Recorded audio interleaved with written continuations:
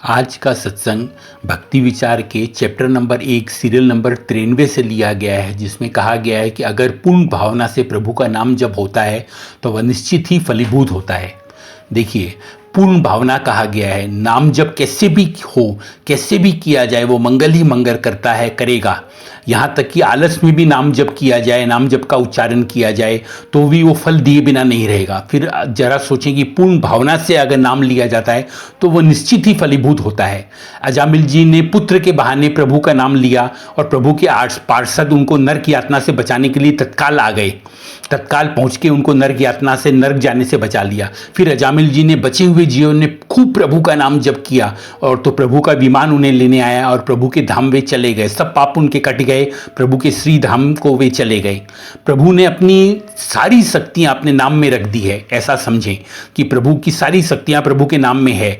प्रभु का नाम हमारा मंगल करने में पूर्ण सामर्थ्य है, पूर्ण सामर्थ्य रखता है हमारा वो मंगल करने में। दसों दिशा से हमारा मंगल करता है।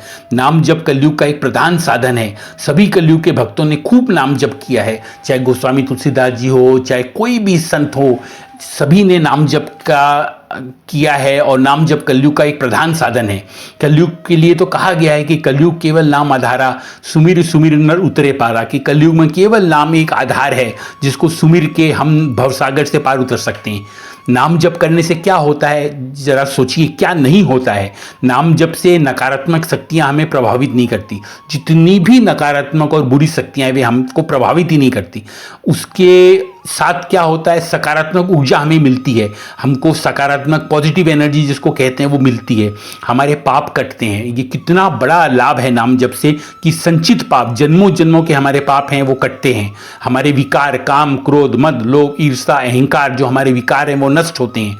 हमारे भीतर जो तमोगुण है वो शांत होता है। हमारे भीतर जो सतोगुण है उसकी वृद्धि होती है। तमोगुण शांत होता है, सतोगुण की वृद्धि होती है। कितना बड़ा लाभ है। हमारा मनोबल बढ़ता है, हमारा जो कॉन्फिडेंस है, आत्मविश्वास है, वो बढ़ता है। नाम जप से हमको पता चलता है कि प्रभु का सानिध्य का आभास हमें होता है, कि प्रभु हमारे साथ हैं, उनके सानिध्य का आभास हमें होता है। और सबसे बड़ी बात है, जो प्रभु का रक्षा कवच है वो हमारे साथ चलता है। प्रभु के नाम के साथ जिनका हम नाम लेते हैं उनका रक्षा कवच हमारे साथ चलता है। तो नाम जप की ये कितनी बड़ी उपलब्धियां हैं। नाम का जप हो और नाम का कीर्तन हो, ये कलयुग का प्रधान साधन माना गया है कि प्रभु नाम का जप हो और नाम का कीर्तन घर में बैठ के हो। यज्ञों में, गीता जी में प्रभु ने, भगवत गीता जी में प्रभु ने कहा है कि यज्ञों में मैं जप यज्ञ हूँ। प्रभु ने ये नहीं कहा कि भाई मैं और कोई चीज़ से प्रसन्न होता हूँ। कहते हैं जप करने से सबसे ज़्यादा मैं प्रसन्न होता हूँ। इसलिए पूर्ण भावना से, पूर्ण श्रद्धा से, परम विश्वास से और पूर्ण व्याकुलता से अगर हम सिर्फ प्रभु का नाम जप करते हैं तो वो कितना मंगल कर सकता है उसकी हम कल्पना भी नहीं कर सकते। हमको सिर्फ संख्या पूर्ति के लिए नाम जप नहीं करना चाहिए, नहीं तो वो औपचारिकता रह जाती है। वो भी फलीभूत होती है मगर वो एक औपचारिकता के रूप में होती है। हमको व्याकुलता से, भावना से, श्रद्धा से, विश्वास से प्रभु का नाम जप करना चाहिए।